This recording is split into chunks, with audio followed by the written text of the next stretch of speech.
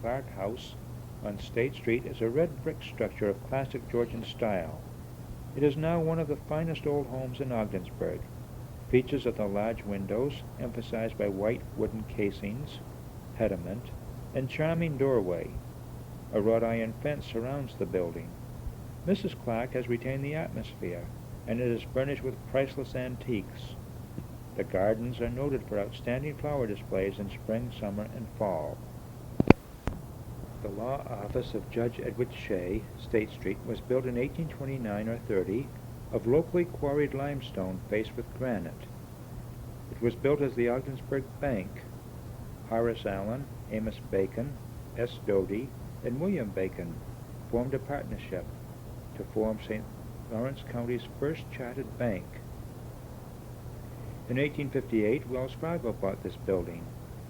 In 1872, the Railway Express purchased it, and in 1863, Ed Shea acquired it for his law office. Chris Acker now uses the building for his law office. The first lighthouse at Van Rensselaer Point was built in 1835. A new substantial stone lighthouse was built in 1871, and then the original structure was dismantled. All commerce was carried on at the mouth of the Oswegatchie, which was a very active port at that time. Note the difference in the stone used in this building and that was used by furnace.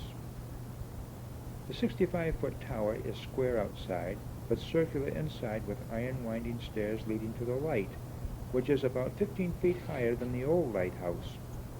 The 1.5-story keeper's house attached was well planned and nicely finished.